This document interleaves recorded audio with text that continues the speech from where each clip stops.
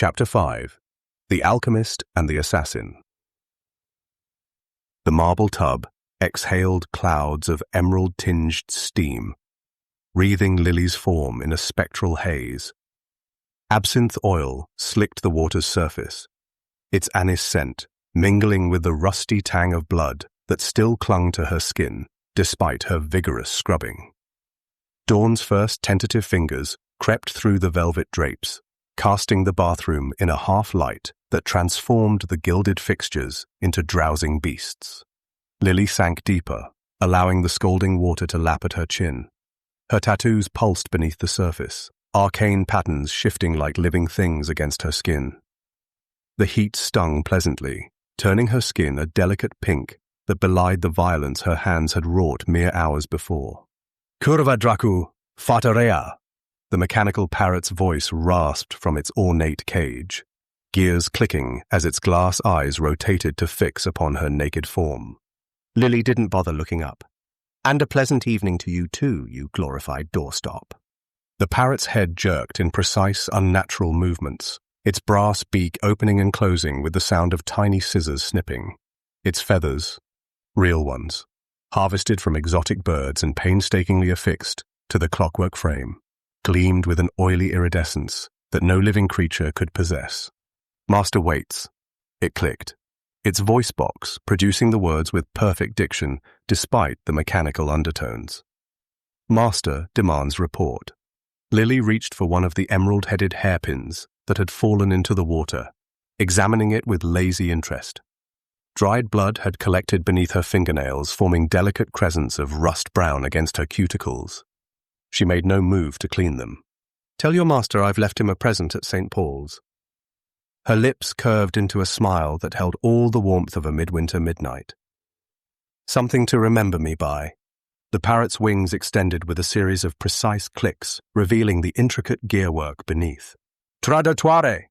Traitor! Lilly laughed, the sound echoing off marble surfaces. One can't betray what one never truly served, little spy. She flicked water toward the cage, droplets spattering against brass bars.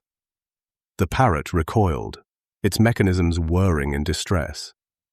Absinthe-infused water would play havoc with its delicate gears, a fact Revenko had surely considered when selecting the bath oil as a gift months ago.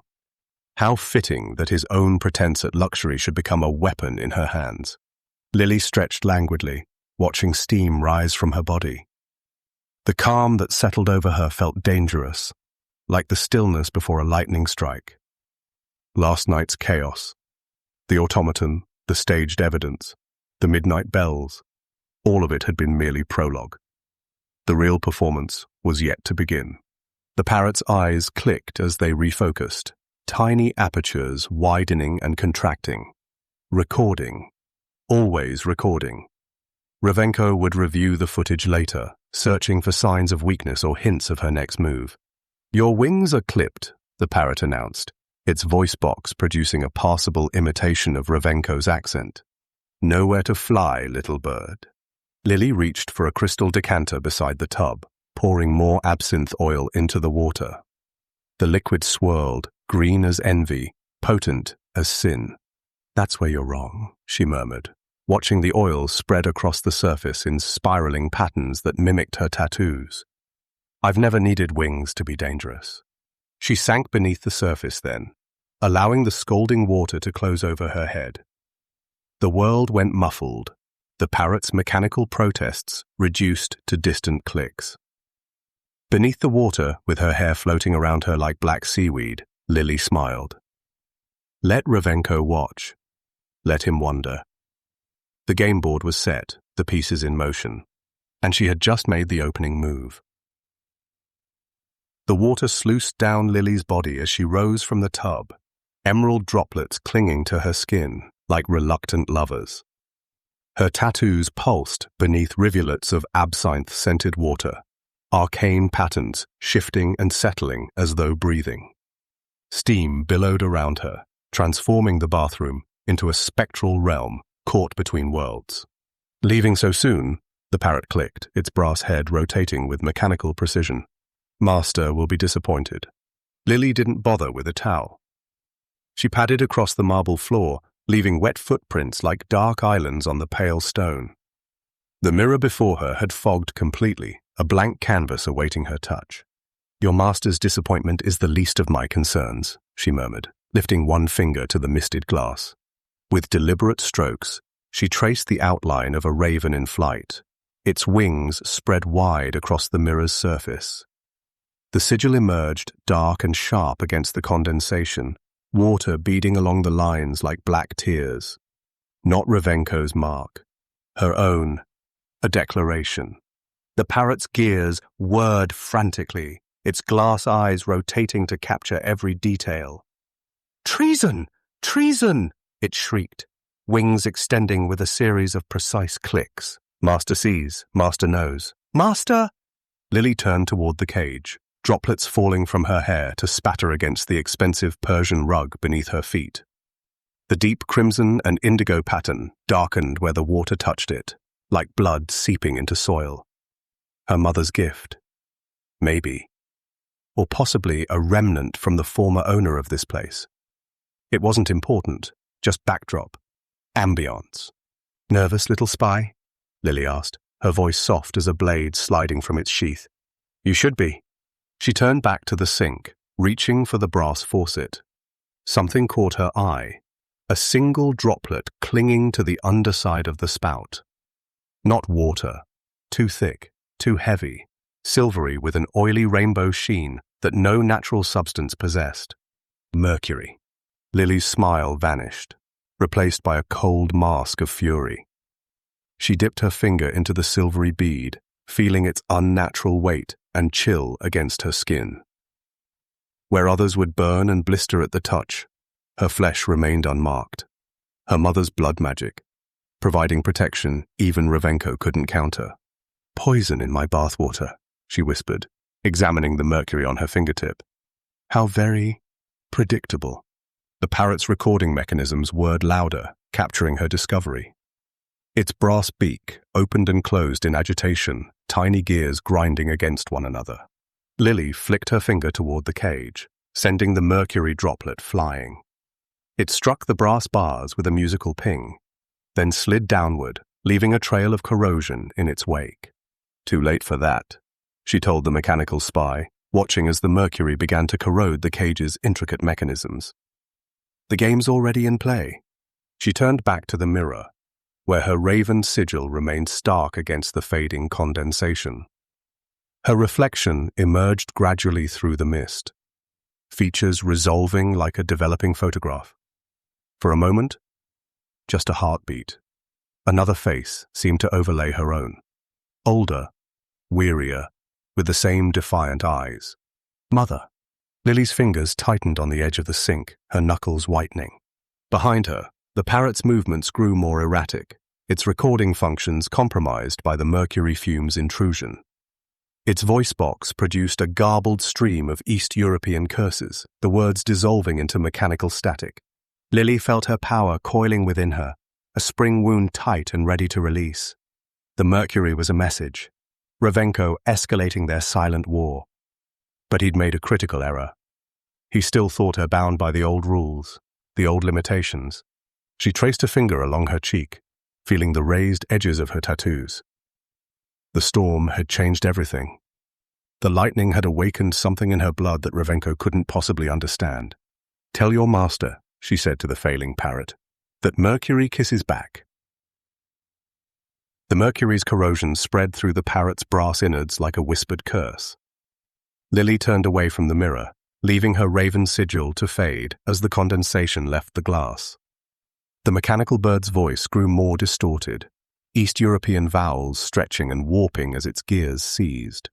Traitor, it sputtered, head jerking in unnatural increments. Masmus master will what? Lilly asked, reaching for the silk robe draped across the nearby chair. The fabric slithered against her skin, cool and weightless as shadow. Send more mercury? Another mechanical spy? Perhaps a clockwork cobra next time? She cinched the robe at her waist, the deep crimson silk clinging to her damp curves. Water droplets traced the contours of her tattoos, following arcane pathways down her neck, across her collarbone, disappearing beneath the silk.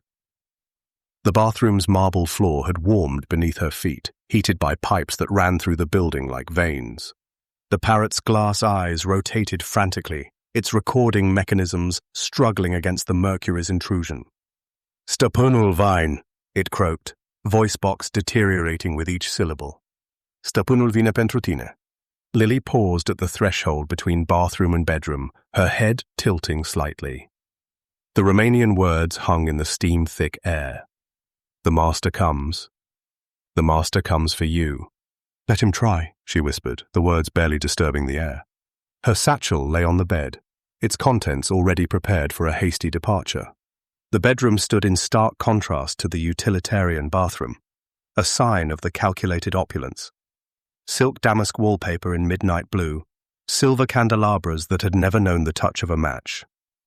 A four-poster bed, whose Egyptian cotton sheets had been changed daily by servants who never met her eyes. A beautiful prison, furnished by Revenko to remind her of what obedience could purchase. Lilly's gaze swept across the room, cataloguing and dismissing. The jewels in the lacquered box, paste and glass, designed to look valuable while being worthless. The gowns in the wardrobe, exquisite, but tracked with Revenko's magical signatures. The books, hollow, their pages glued together, mere props in this elaborate stage set.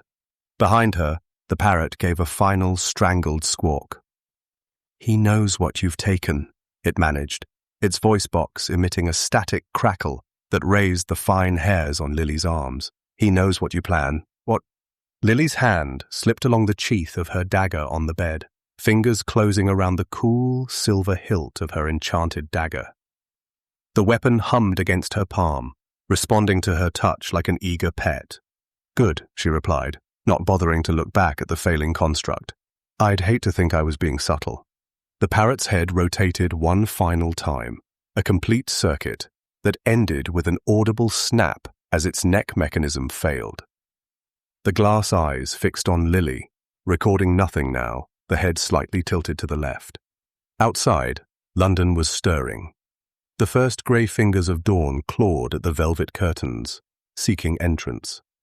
Somewhere in the distance, church bells tolled, counting the hours until Revenko would discover her betrayal. Lilly moved toward the window, her bare feet silent on the floorboards. 5 stories below, fog clung to the cobblestones, obscuring the street in patches of ghostly white and grey. No sign yet of Revenko's sentries, but they would come. They always came.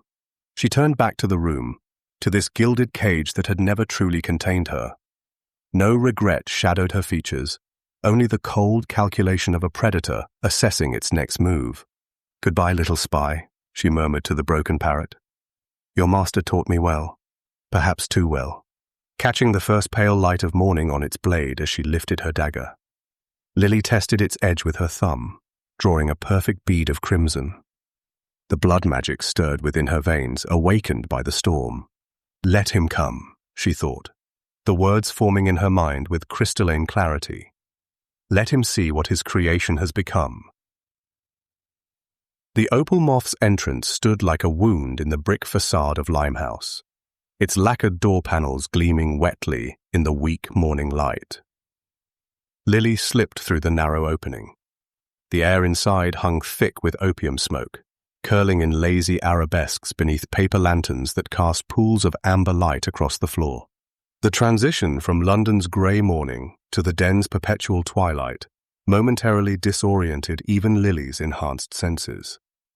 Her blood magic worked silently within her veins, neutralizing the opium's soporific effects while her eyes adjusted to the gloom.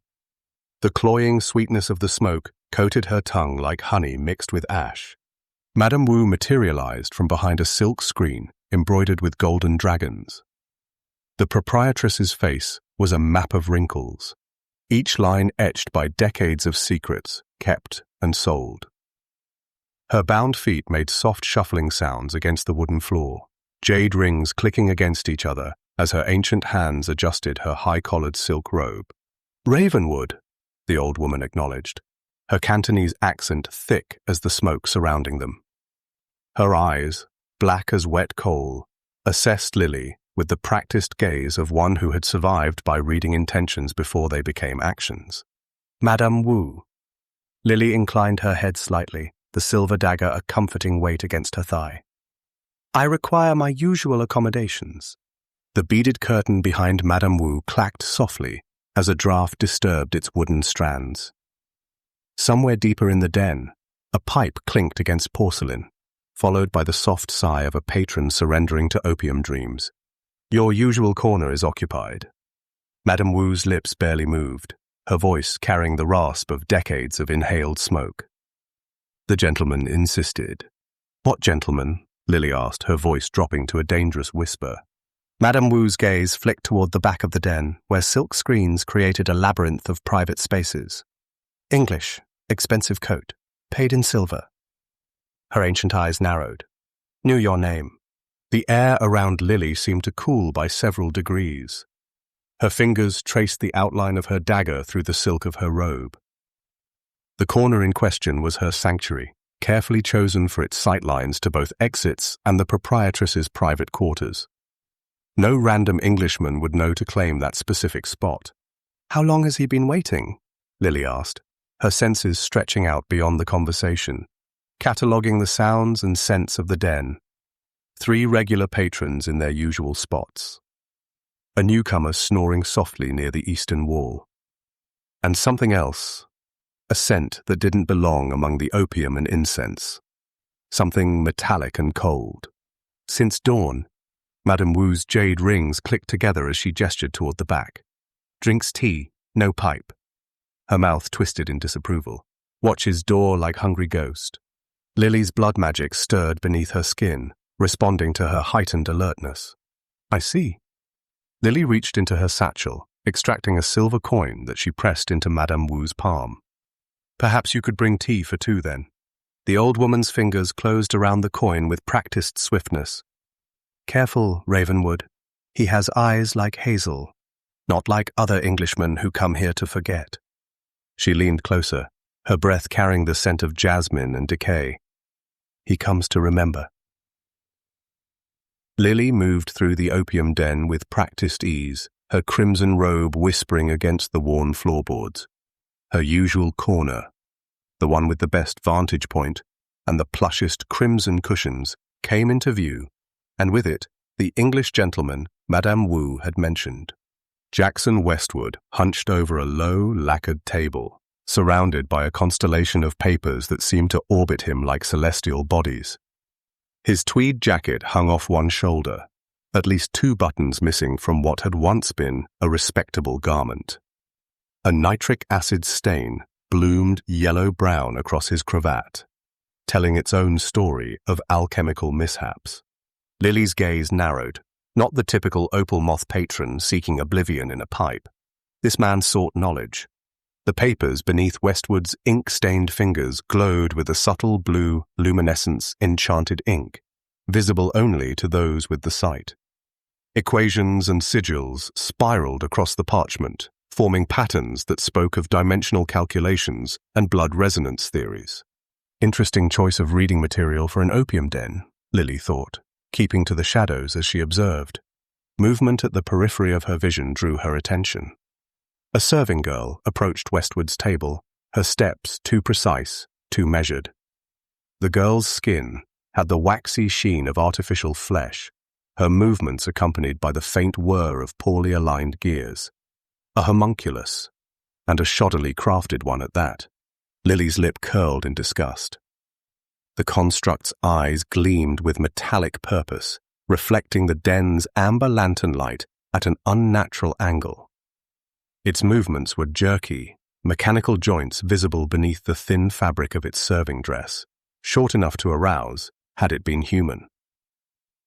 The whirring of its internal mechanisms was out of sync, like a clock with damaged teeth. Amateur work, Lilly assessed, her fingers already finding the throwing star concealed in her sleeve. Revenko would never tolerate such craftsmanship. The homunculus's approach was deliberate, its trajectory aimed directly at Westwood, who remained oblivious, lost in his calculations. A thin copper wire trailed from beneath the construct's dress, disappearing into the shadows. its power source and control mechanism. Lilly's star left her hand in absolute silence, a silver flash that caught just the minimum of light. It severed the copper wire with surgical precision before embedding itself in a wooden beam. The homunculus stuttered mid-step, its eyes flickering as the animating force drained from its artificial body. It stood frozen, a grotesque statue among the living. Westwood didn't even look up. Either genuinely absorbed or playing at the opium stupor, Lilly thought, assessing the man with new interest. His fingers traced the glowing sigils with the reverence of a scholar and the precision of a practitioner. Not a dilettante, then, despite his disheveled appearance. Lilly's hand drifted to her satchel, feeling the ancient magic respond to, what? The man? His papers? The disabled homunculus? Westwood might be an unlikely associate, but his hatred for Revenko was well documented in certain circles. And hatred, properly channeled, had its uses. Lilly stepped forward, leaving the shadows behind. Time to introduce herself to the gentleman who had claimed her corner. Lilly slid into the booth with the grace of a predator claiming territory, her boot connecting with Westwood's shin beneath the table. The impact carried just enough force to jolt him from his scholarly stupor without spilling the inkpot balanced precariously atop his notes. "Wake up, Westwood. You're drooling on your manifesto," she said, her voice cutting through the opium haze like a blade through silk. Westwood's eyes, bloodshot but sharp, focused on her with deliberate slowness. He made no move to rub his shin, though the corner of his mouth twitched with suppressed discomfort. "Ravenwood, punctual as ever." His fingers splayed protectively across his papers, the blue luminescence casting his skin in corpse light. "I was beginning to think you'd stood me up. This is my corner. You're lucky I didn't slit your throat on principle." Lilly reached across the table, plucking a sheet from beneath his hand with nimble fingers. The paper's enchanted script pulsed brighter at her touch, as if recognizing something in her blood. "Your calculations are off. Third sigil's inverted." Westwood snatched at the paper, but Lilly held it just beyond his reach. The scent of cheap port wafted between them, mingling with the chemical tang of alchemical residue that clung to his tweed like a second skin. "I'll have you know Cambridge professors found my penmanship quite acceptable," he muttered, dignity wounded more than his shin. "Cambridge professors couldn't find their own arses with both hands and a map." Lilly produced a cold pencil from her sleeve, its tip sharpened to a wicked point. She began marking the paper with decisive strokes, correcting the flowing script with angular precision. "You've confused the lunar phase coefficient with the tidal resonance." The paper's blue glow intensified where her coal met the enchanted ink, creating a purple shimmer that danced across the parchment like heat lightning. Westwood's eyes widened, scholarly interest momentarily overriding his indignation. "How did you—" He leaned forward, his elbows displacing several scrolls that tumbled to the floor with hollow wooden sounds. "That shouldn't be possible without a proper athame." Lilly's smile never reached her eyes. "There are many things I shouldn't be able to do, Westwood." She continued her corrections, the scratch of coal against parchment oddly loud in the opium-muffled booth. "Your dimensional anchor points are drifting. You're trying to map a four-dimensional construct with three-dimensional mathematics." Westwood's fingers drummed against the lacquered table, leaving smudged prints in the dust. His gaze darted between Lilly's face and her corrections, pride warring with academic curiosity. "I suppose next you'll tell me my mother dressed me funny," he said, reaching for a flask concealed in his inner pocket. The silver container caught the lantern light, momentarily blinding in its reflection. "Your mother did dress you funny," Lilly replied without looking up. "But that's beside the point." She tapped the coal pencil against a particularly complex sigil near the bottom of the page. "This is what interests me. You've been tracking Revenko's movements." Westwood's eyes flickered to her satchel, then back to her face, his expression calculating beneath the scholarly dishevelment. "Among other things." He took a pull from his flask, then offered it to her with surprising courtesy. "Care for a drink? It might improve my penmanship in your eyes." Lilly took the flask from Westwood's outstretched hand, her fingers brushing against his with deliberate lightness. The port burned a clean path down her throat, washing away the taste of opium and secrets. "Not bad," she conceded, returning the flask. "Better than the swill they serve at the Crimson Lantern." Westwood pocketed the flask, his eyes never leaving her face. "I didn't come here to discuss London's drinking establishments, Ravenwood." "No?" Lilly leaned forward, elbows on the table, chin resting on interlaced fingers. "Then perhaps you'll finally tell me why you're tracking Revenko's movements with such academic fervor." Westwood's gaze flickered to the door, then back to her. The scholarly detachment in his expression cracked, revealing something harder beneath, like finding granite under garden soil. "I need information about Revenko's coven," he said, voice dropping to barely above a whisper. "His new alliance with the vampire shipmasters." Lily's eyebrow arched. "The Crimson Fleet, they're notoriously difficult to work with, even for someone like Revenko." "They're trafficking something through Revenko's territory." Westwood's fingers drummed once, twice on the table's surface. Something alive. The opium den's haze seemed to thicken around them, the distant sounds of pipes and murmured conversations fading to nothing. "Children, Lilly," Westwood said, using her first name with a familiarity that caught her attention. "Street children." Something cold and sharp twisted in Lily's chest. Her expression remained impassive, but beneath the table, her fingers curled into a tight fist. "Why come to me with this?" she asked, her voice deliberately bored, as if they were discussing the weather.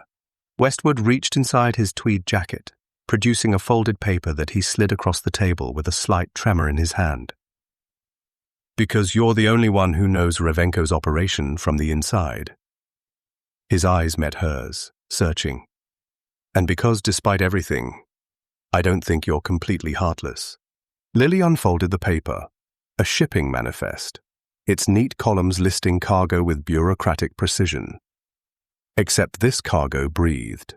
Ages, heights, weights. No names, just numbers. 43 children reduced to inventory. "You've mistaken me for someone with a conscience, Westwood."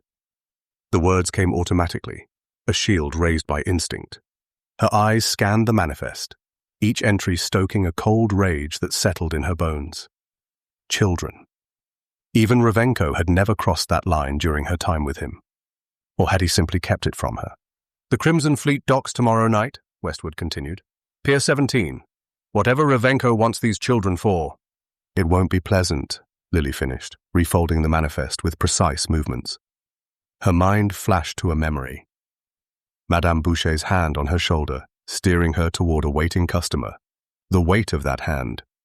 The inevitability of what followed. Beneath the table, her fingers found the clay golem finger in her pocket. A spontaneous decision formed.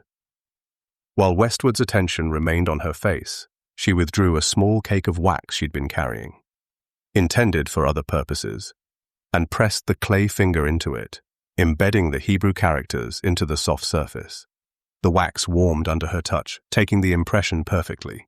"I'll need more than this," she said, tapping the manifest.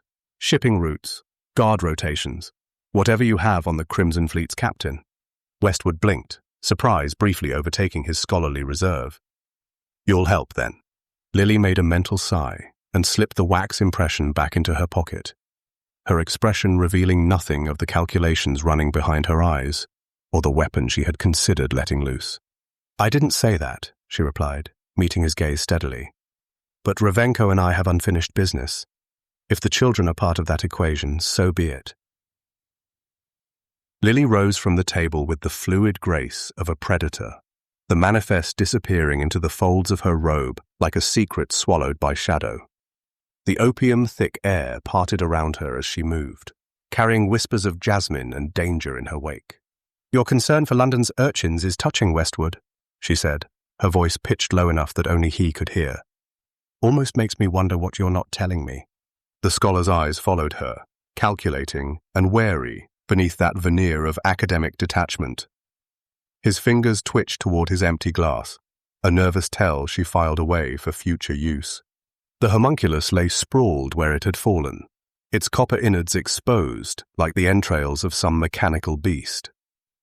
As Lilly passed, she noted the faint whirring of its damaged mechanisms, still functioning, still watching.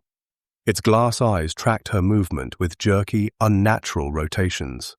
With a movement so swift and subtle it might have been mistaken for the flutter of her sleeve, Lilly's fingers closed around her throwing star, still embedded in the construct's chest cavity.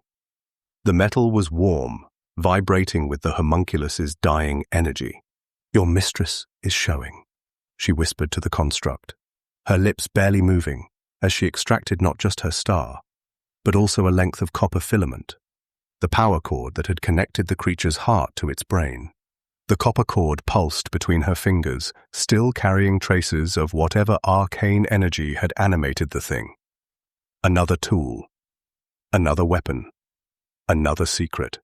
Behind her, Westwood gathered his papers, his movements precise despite the opium haze that clung to the room. His gaze burned against her back, equal parts suspicion and fascination. Lilly paused at the beaded curtain that separated the den from the outer world. Morning light sliced through the gaps, painting stripes across her face. "Your corner will be vacant tomorrow night," she called back to Westwood without turning. "Bring better port next time." She stepped through the curtain, the beads clicking together like tiny bones in her wake. The manifest's weight pressed against her ribs, each name inked upon it a promise she would keep. Her way, not his. The children would be saved, yes, but not out of any misplaced altruism. They were pieces on the board now, moves in a game that had begun long before Westwood had sought her out. The copper filament warmed against her skin as she emerged into the grey London morning, fog curling around her ankles like a cat seeking attention. Another small victory, another step toward freedom. The laboratory beneath Westwood's chandlery exhaled centuries of arcane knowledge in a single breath. Beeswax, gunpowder, and something indefinably ancient that clung to Lilly's nostrils. She navigated the cramped space with practiced grace, avoiding stacks of grimoires that threatened to topple with each passing breeze. Brass instruments of indeterminate purpose cluttered every available surface, their polished surfaces reflecting the unnatural light cast by experimental candles burning in hues no fire had business producing. Violet, cerulean, and a sickly chartreuse that made the shadows dance with unnatural vigor. "Your housekeeping leaves much to be desired, Westwood," Lilly remarked, her fingertips trailing across a row of glass jars containing specimens suspended in amber fluid. Something with too many eyes blinked at her from one container. She withdrew her hand with a barely perceptible shudder. Westwood glanced up from a workbench strewn with parchment and alchemical residue, his spectacles reflecting twin points of emerald candlelight. "Some of us prioritize substance over style. The manifest, if you please." Lilly extracted the document from her robe, the paper seeming to resist leaving her possession. "Fascinating reading material," she said, placing the manifest on the only clear space on his desk. "Though I prefer my bedtime stories with fewer orphans being shipped like cattle." Westwood snatched up the manifest, eyes darting across the page with the intensity of a starving man presented with a feast. His fingers, stained with ink and unidentifiable substances, traced the columns of names and destinations. "Precisely as I suspected, and verified," he muttered, more to himself than to Lilly. "The Crimson Fleet's roots align with Revenko's acquisitions." "How terribly convenient for him," Lilly said, lifting a half-melted candle that burned with a flame the color of bruised flesh. "Though I wonder what use a man like Revenko has for street urchins. His tastes typically run toward the more arcane." Westwood shoved aside 3 leather-bound tomes, revealing a drawer built into the workbench. The wood groaned in protest as he worked the drawer and extracted a sheaf of crisp parchment from the seldom-used compartment, the paper so fine it seemed to shimmer in the strange light. "We'll need customs permits," he said, spreading the blank documents before her. "Forged with Revenko's seal if we're to intercept the shipment." Lilly's eyebrow arched with elegant skepticism. "And you assume I possess such talents?" "I assume nothing," Westwood replied, his gaze meeting hers with unexpected directness. "But I know what you were to him, what you still are, perhaps." "What I am," she said, voice dropping to a dangerous whisper, "is no longer his to command." Westwood's expression remained unchanged, but something in his posture shifted. A subtle acknowledgement of boundaries overstepped. He gestured towards the blank permits. "Then prove it," he challenged. "Help me save these children from whatever fate he's designed for them."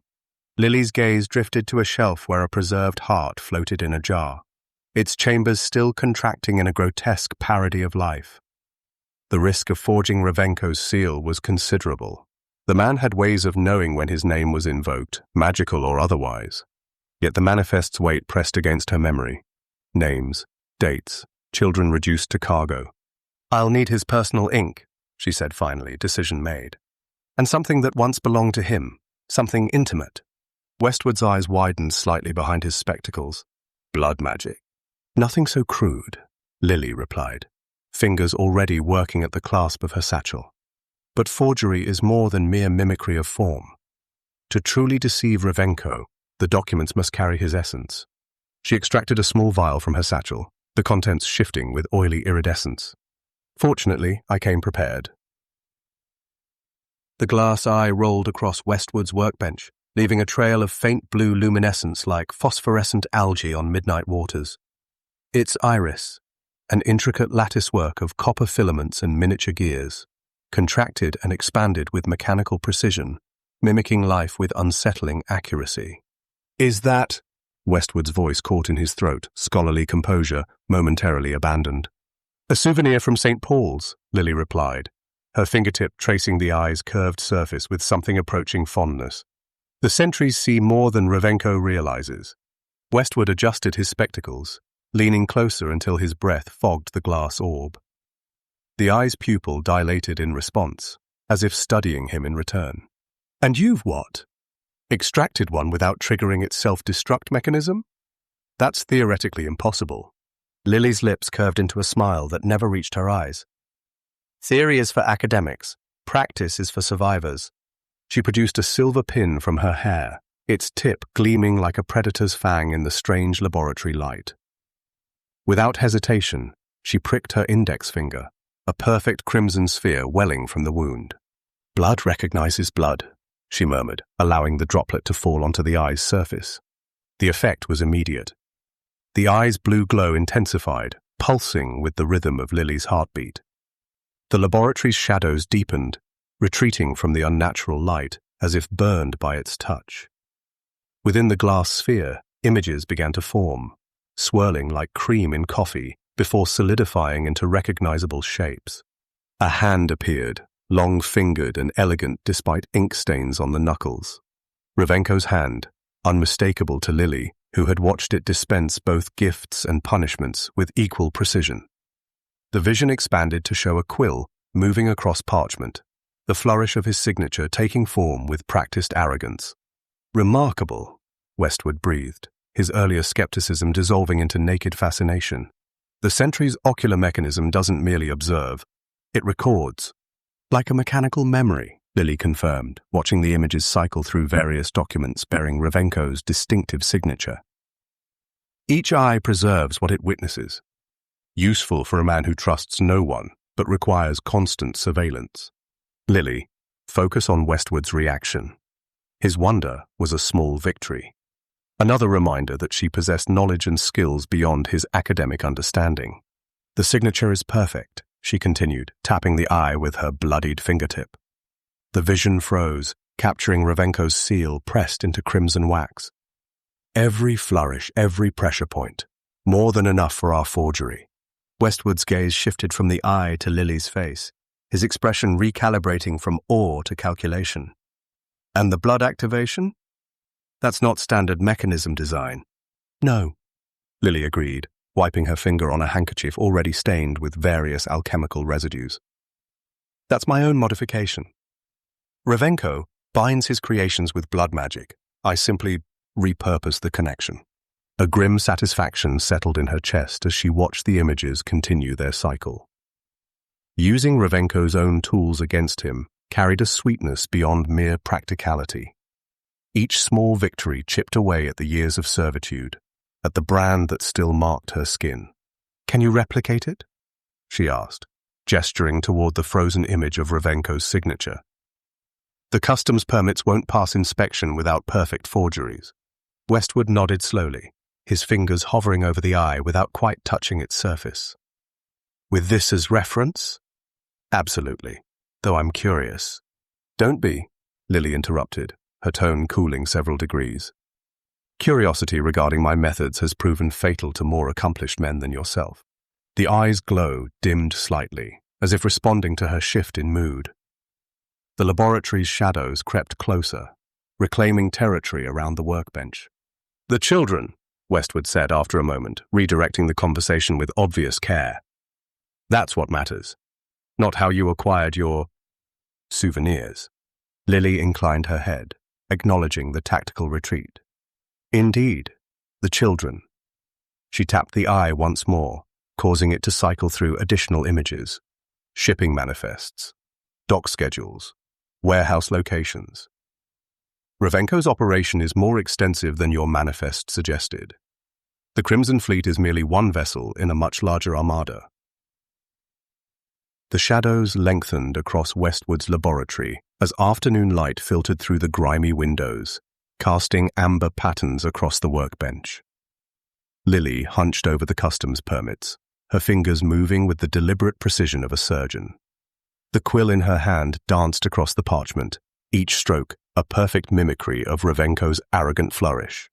The trick, she murmured, not looking up, is in the pressure points. The quill paused, hovering above the document like a predatory bird. Revenko bears down at the beginning of each letter, then lightens his touch, a habit born of impatience rather than style. Westwood leaned closer, his spectacles catching the light. The scent of cloves and tea clung to him, mingling with the laboratory's chemical tang. His shoulder pressed against hers, a casual intimacy that sent an unwelcome ripple through Lilly's composure. Remarkable, he breathed, his voice low with admiration. The flourish on the R is identical to the original. His hand moved to steady the parchment, fingers brushing against hers. The contact lasted mere seconds, but heat bloomed beneath Lilly's skin like wildfire through dry brush. Her pulse quickened, a betrayal of flesh she hadn't anticipated. I can reproduce his handwriting well enough to fool his own mother, if the old witch still lived, Lilly said, her voice deliberately cold to counteract the warmth spreading through her veins. With practiced subtlety, she shifted her weight, allowing her silver dagger to slip from her sleeve into her palm.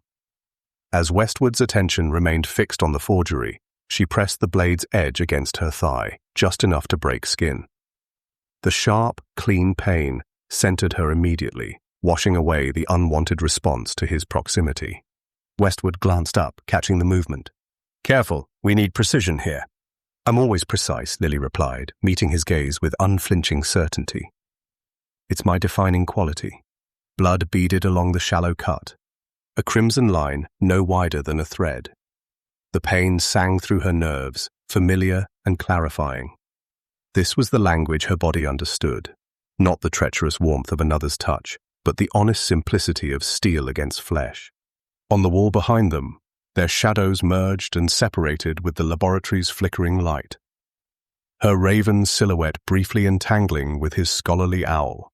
Westwood's eyes narrowed, tracking the movement of her dagger as she returned it to its sheath. You've done this before, he observed.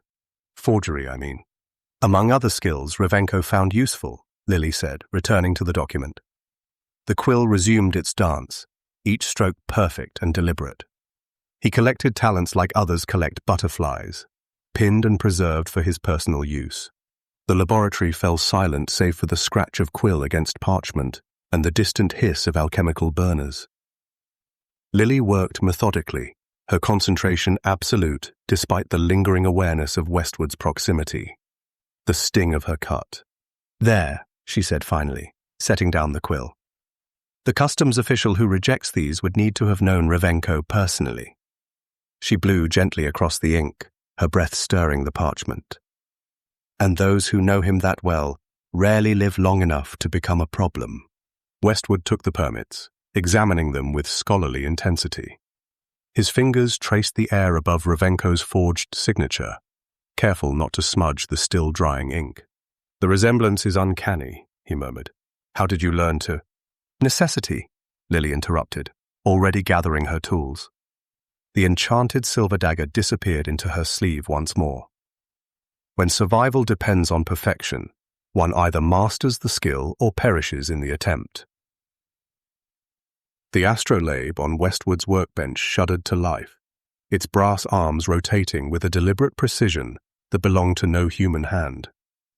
The device, an intricate constellation of gears and celestial markers, had rested dormant beneath a glass dome, gathering dust between the alchemical apparatus and stacks of leather-bound journals. Now it whirred with unsettling purpose, each click of its mechanism echoing through the laboratory, like the counting of heartbeats. Lilly glanced up from the forgery, her fingers still stained with ink. The silver dagger had disappeared back into her sleeve, the shallow cut on her thigh a dull throb that kept her centered. What's that? She asked, nodding toward the spinning device. Westwood abandoned the permits and moved toward the astrolabe with the reverence of a priest approaching an altar. His spectacles caught the amber glow of the afternoon light, transforming his eyes from hazel into pools of molten gold. That's odd, he murmured, bending to examine the device more closely. The astrolabe is showing a conjunction that shouldn't occur for another fortnight. Mars aligns with Saturn, a harbinger of conflict, blood spilled by betrayal. The brass arms continued their dance, planets and stars finding positions that defied the natural order of the heavens. Candlelight slid across the polished metal, creating shadows that writhed like serpents across the laboratory wall. Astrology is for fortune-tellers and lovesick maidens, Lilly said, her voice deliberately dismissive even as her eyes tracked every movement of the device. She'd seen enough of Revenko's mechanical spies to recognize an enchantment when it manifested. Westwood's fingers hovered over the astrolabe, not quite touching its surface. The device spun faster, its gears emitting a high, thin whine like distant screaming. Perhaps, he conceded. But when an enchanted astrolabe moves of its own accord, wise people pay attention. The conjunction locked into place with a sound like bones breaking. Mars and Saturn, their brass representations gleaming with unnatural light, aligned perfectly at the center of the device. The laboratory air grew heavy, charged with the same electric anticipation that preceded lightning strikes. Lilly rose from her seat, the forgery momentarily forgotten. Her hand drifted to her hip with the comfort of her dagger hilt beneath her fingers. She didn't believe in astrology, had seen too many charlatans peddling false futures to desperate souls, but she recognized power when it manifested. What else does your toy tell you? She asked, moving closer to examine the device. Westwood's face had lost its scholarly detachment, replaced by something Lilly recognized all too well. The expression of a man confronting forces beyond his control. His fingers traced the air above the conjunction, careful not to disturb the alignment. Blood magic, he whispered, more to himself than to her. Someone's working blood magic of considerable power. The astrolabe is responding to the ripples. The device shuddered once more, then fell still, its brass arms frozen in their impossible configuration. The silence that followed pressed against Lilly's ears like deep water. Whose blood? She asked, though she already suspected the answer. Her suspicions like a sliver of ice against her skin. Westwood looked up, his scholarly demeanor reasserting itself through force of will. That, he said, is what we need to discover. Lilly nodded, filing away the omen of betrayal like a weapon to be used when circumstances demanded. The laboratory's shadows lengthened as afternoon light surrendered to evening's approach, and somewhere in the distance, church bells began to toll. The journal lay open on Westwood's workbench, half hidden beneath a stack of astronomical charts. Lilly might never have noticed it, had the astrolabe not drawn her attention to that corner of the workbench. But as she moved to collect the forgery, her gaze caught on a familiar pattern inked across the yellowed page. Her own identity stared back at her. The tattoo that curved along her left shoulder blade, the one visible only when she wore certain gowns, had been rendered in meticulous detail. The interlocking spirals, the hidden sigils nestled within the pattern's negative space, even the slight imperfection where the needle had slipped during the original inking. Beside it, notes in Westwood's cramped handwriting analyzed the symbolism, the magical resonance, the potential power contained within the design. Lily's fingers hovered over the page, not quite touching. She turned it, revealing more sketches. The serpentine pattern that wrapped her right thigh, the constellation of marks across her lower back, the delicate web of sigils that adorned her left hip. Some were tattoos she displayed openly. Others she kept hidden beneath clothing, visible only in moments of intimacy or solitude. The blood in her veins crystallized to ice. "I've finished the permits," she said, her voice unnaturally calm. "They'll pass inspection at any checkpoint in London." Westwood looked up from his work, spectacles sliding down his nose. His eyes widened as he registered what lay exposed on the bench. He lunged forward, reaching for the journal with uncharacteristic clumsiness. "Ah yes, excellent work on the forgery. Let me just—" His hand closed over the journal, but Lily's fingers clamped around his wrist, stopping him mid-motion. "You've been studying me." Her voice emerged soft as a funeral prayer. "For how long?" Westwood's pulse jumped beneath her fingers. His throat worked as he swallowed. "Research. Academic interest." The enchanted silver dagger appeared in Lily's free hand, its tip finding the hollow beneath Westwood's jaw, where his pulse beat a frantic rhythm against his skin. The metal dimpled his flesh without breaking it. "Liar," she whispered. "My dagger drinks lies, Westwood." A bead of sweat traced the contour of his temple. The laboratory's amber light caught it, transforming the droplet into liquid gold. His eyes, magnified by the spectacles, darted from her face to the blade and back again. 3 years, he admitted, the words rushing out on a single breath. "Since Revenko first brought you to London, the tattoos are a cipher, a key to something he values enough to inscribe it on his most prized weapon." The word weapon struck her like a physical blow. The dagger pressed fractionally deeper, drawing a single crimson droplet that welled against the silver. "I am no one's weapon," Lilly said, each syllable carved from Arctic ice. Something shifted in Westwood's expression, fear, giving way to a strange, scholarly fascination that seemed to override his survival instinct. "No," he agreed, his voice steadying despite the blade at his throat. "You're something far more dangerous. You're becoming your own master." She studied Westwood's face, searching for deception beneath the scholarly exterior. The journal lay open between them, her skin rendered in ink and graphite, secrets exposed to clinical examination. "Show me," she demanded, withdrawing the blade a fraction. "Show me what you've learned." Westwood's hand trembled slightly as he reached for the journal. "The pattern isn't random, or just artistic," he explained, turning pages to reveal more sketches, more notes. "The tattoos form a complete circuit when mapped onto the body, a containment system perhaps, or a channel for power." Lily's gaze fell on a detailed drawing of her back, the intricate patterns flowing from nape to waist. Beside it, Westwood had sketched what appeared to be an ancient text, the characters matching certain elements of her tattoos. "This script," she said, tapping the page with her free hand. "What is it?" "Pre-Sumerian," Westwood replied, scholarly enthusiasm overriding his fear. "A language thought lost for millennia. Yet here it is, inscribed on your skin." The laboratory air grew heavy with the scent of ozone and copper, the same electric anticipation that had accompanied the astrolabe's warning. Outside, clouds gathered, darkening the afternoon light that filtered through the grimy windows. "And what does it say?" Lilly asked, her voice dangerously soft. Westwood met her gaze, his pulse still visible beneath the dagger's tip. "That's what I've been trying to determine," he admitted. "But I believe it's a key to something Revenko has sought his entire life, something connected to your bloodline." The glass eye on the workbench pulsed suddenly, its copper filaments flaring with an unnatural light. The argument between them froze as both turned toward the mechanical orb. The iris contracted, then dilated, revealing images that swam across its glassy surface like oil on water. Children with hollow cheeks and vacant eyes shuffled in chains across a gangplank, their small bodies hunched against the biting wind off the Thames. clothing hanging in tatters from bony shoulders.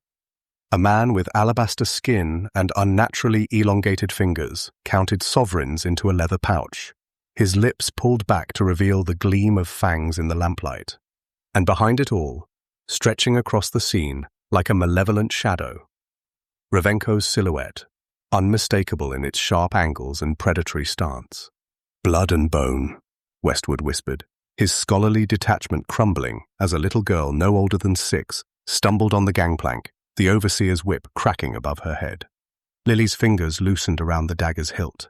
The rage that had burned white-hot moments before cooled to something harder, more focused, a blade of ice rather than fire.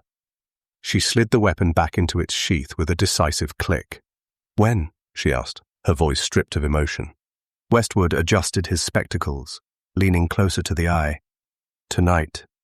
The tide turns at midnight." He glanced up at her, his expression caught between wariness and determination. The Crimson Fleet never docks for more than a few hours. The laboratory air hung heavy between them, thick with the scent of alchemical compounds and the weight of unspoken accusations. Outside, London's afternoon light filtered through the grimy windows, painting copper streaks across the workbench. "The permits are finished," Lilly said, tapping the forged documents with one lacquered nail. "We move tonight." Westwood's eyebrows lifted. "We?" A cold smile curved Lilly's lips, never reaching her eyes. "Don't flatter yourself. I simply require someone who can recognize alchemical compounds." She moved around the workbench, her steps deliberate as a predator circling prey. "You're a tool, nothing more." The tattoos across her skin seemed to tighten, constricting around her like a second skin of secrets. Westwood's gaze followed her movement, his scholarly assessment no less invasive for its academic veneer. "And what of your personal collection?"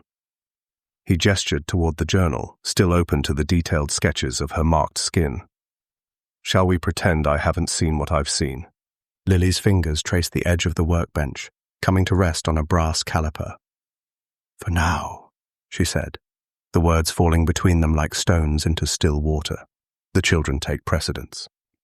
The glass eye pulsed again, the image shifting to show a small boy being shoved into a crate barely large enough to contain him.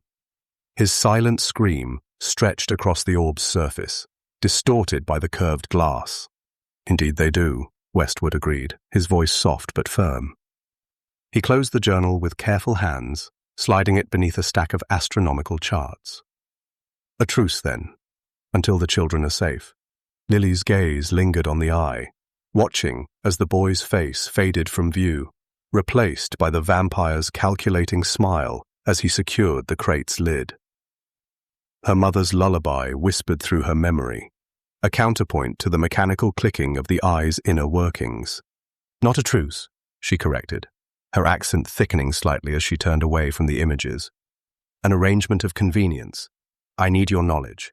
You need my—" She gestured vaguely at herself, encompassing the deadly grace of her form, the weapons concealed beneath silk and lace. "Skills," Westwood supplied, a hint of dry humor creeping into his tone. "Your considerable skills." The corner of Lilly's mouth twitched. Not quite a smile. "As you say." She gathered the forged permits, rolling them carefully before securing them with a ribbon. "Bring whatever alchemical nonsense you require. I'll meet you at Blackfriars Pier at 11. Westwood nodded, already turning toward his shelves of labeled compounds. "I'll be prepared." Lilly paused at the laboratory door, the afternoon light catching the silver of her dagger hilt. "Westwood." He looked up, hands full of glass vials. "If you betray me," she said softly, "I'll carve my secrets from your flesh 1 inch at a time." The scholar met her gaze steadily. "I would expect nothing less." The glass eye on the workbench pulsed one final time, its light fading as the connection to its twin severed. In its darkened surface, the reflection of Lilly's face overlapped with the fading image of a chained child, their expressions momentarily indistinguishable in their cold determination to survive. The rooftop exhaled its frigid breath into the dark of the night, frost crystallizing along the edges of slate tiles like delicate lace. Lilly moved across the rooftop with predatory grace, each step placed with deliberate precision. The scrape of boots against slate announced Westwood's arrival before his voice did. His scholarly frame emerged from the rooftop access door, shoulders hunched against the morning chill. Arriving without a proper greeting? His breath formed clouds between them, dissipating into the coal-thick air. Lilly didn't turn, her gaze fixed on the sprawl of London below, calculating routes through the maze of streets and alleyways. 3 possible paths to the docks. 2 alternate routes if Revenko's sentries were positioned as she suspected. "I said what needed saying as I left." Her accent thickened slightly in the cold, vowels sharpening like the edge of her dagger. Westwood stepped closer, his face in shadow while the breaking dawn illuminated hers, casting her features in copper and gold. The light caught in her eyes, turning them to chips of ice. "The permits won't be enough." His voice carried the weight of unspoken knowledge, of secrets hoarded like a scholar's precious tomes. Lilly's fingers traced the edge of a throwing star concealed in her sleeve, the metal cold against her skin. Westwood's persistence pricked at her like a thorn, irritating yet somehow intriguing and wanted. Another man would have cowered after her threat. This one pursued. "You've been studying me for 3 years." She turned to face him fully, her expression a careful mask. "What exactly are you hoping to find, Westwood?" The alchemist's hazel eyes gleamed behind his spectacles, reflecting the growing light. "The truth." He gestured toward her covered arms where the tattoos lay hidden beneath silk and lace. "They're not just a cipher. They're a map. To something Revenko values more than his own immortality. Mother's grimoire." The words slotted into place like the tumblers of a lock, another piece of the puzzle she'd been assembling since St. Paul's. And what might that be? Her voice remained level, betraying nothing of the sudden quickening of her pulse. Westwood stepped closer, close enough that she could smell the alchemical compounds that clung to his clothing, the ink stains on his fingers, the faint trace of expensive port on his breath. "Your mother's grimoire." The words hung between them, heavy as the London fog. Lilly's mind raced through implications, connections forming and reforming like the frost patterns spreading across the rooftop.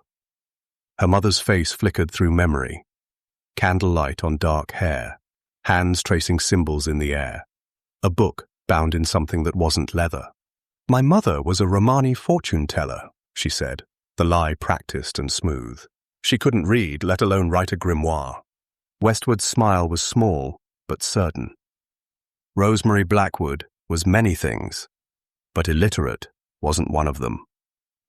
He reached into his coat, movements deliberately slow, as he withdrew a folded piece of parchment. This was in the archives at Cambridge, a page torn from a journal, dated 1750.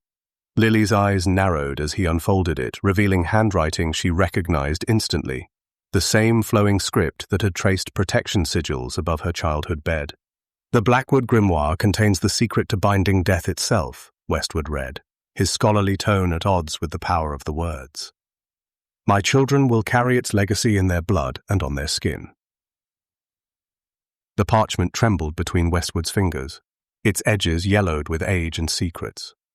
Lilly's eyes narrowed to dangerous slits, her body coiling with the tension of a predator preparing to strike.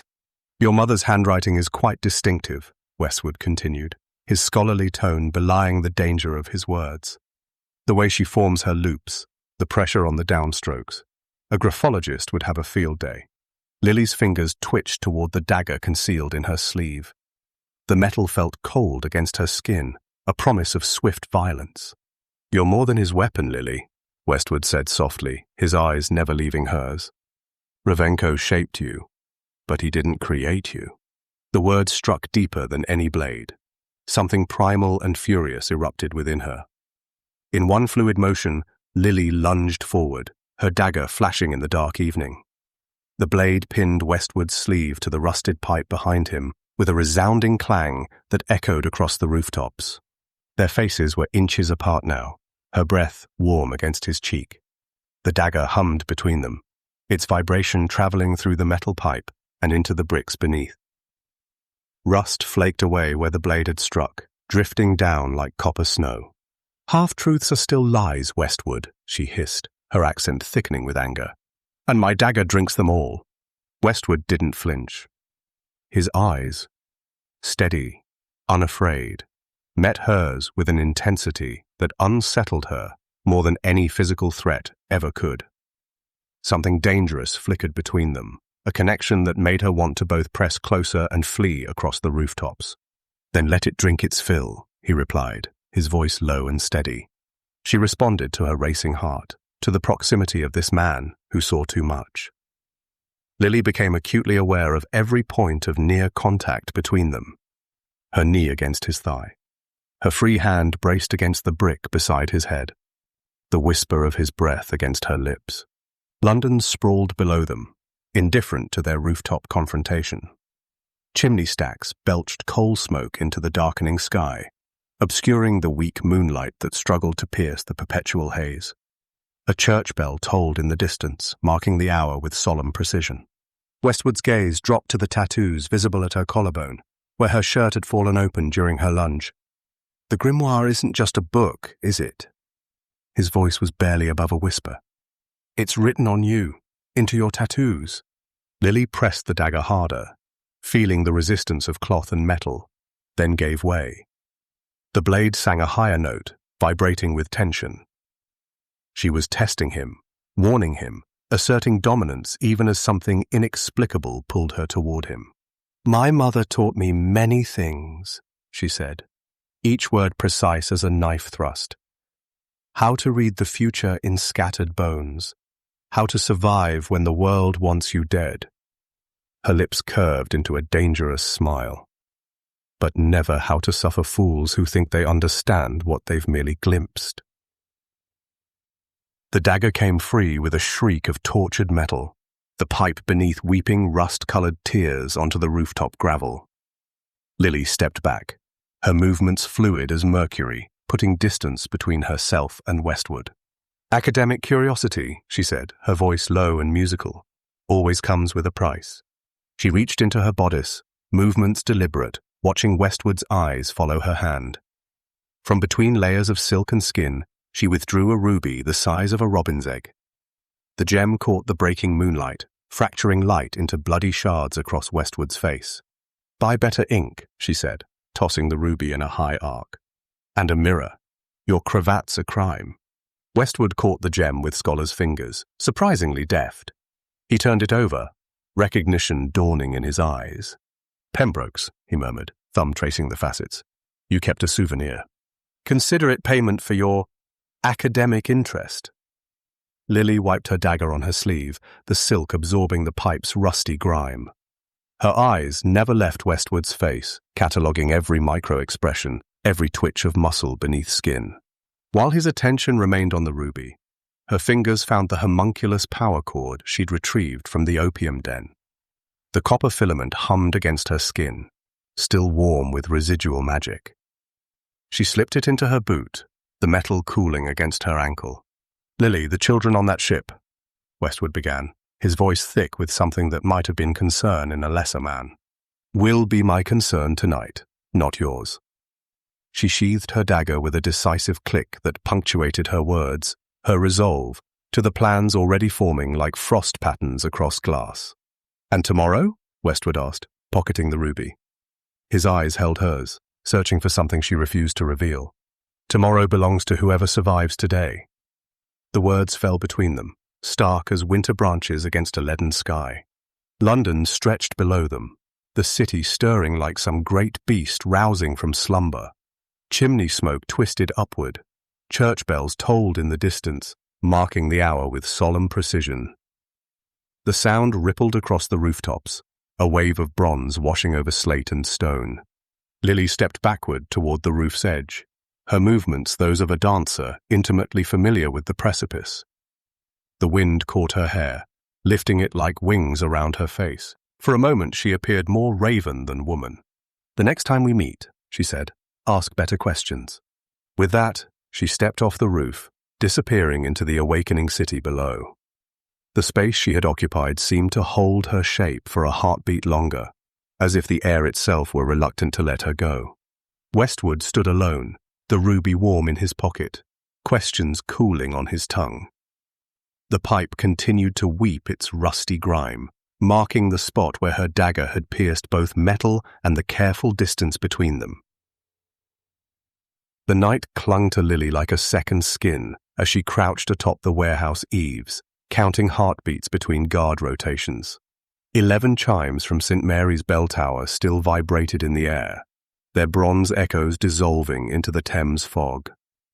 Below, vampires with military precision patrolled the perimeter, their movements betraying the unnatural fluidity of the undead. Academic curiosity has its price indeed, she thought, recalling Westwood's earnest face on the rooftop. And tonight, someone else pays it. The first vampire never saw her coming. Lilly dropped from the rafters, her enchanted silver dagger finding the hollow at the base of his skull with surgical precision. His body crumbled to dust before his mind registered the intrusion, particles settling on the warehouse floor like dirty snow. No sound, no struggle, just existence, then absence. The second and third fell in similar fashion, their preternatural senses dulled by the confidence that came with being predators. Lilly moved between shadows with liquid grace, her footfalls lighter than a cat's whisper on velvet. The silver dagger in her hand caught no light, its blade blackened with a mixture of soot and nightshade extract. Inside the warehouse, iron cages lined the walls like monstrous filing cabinets.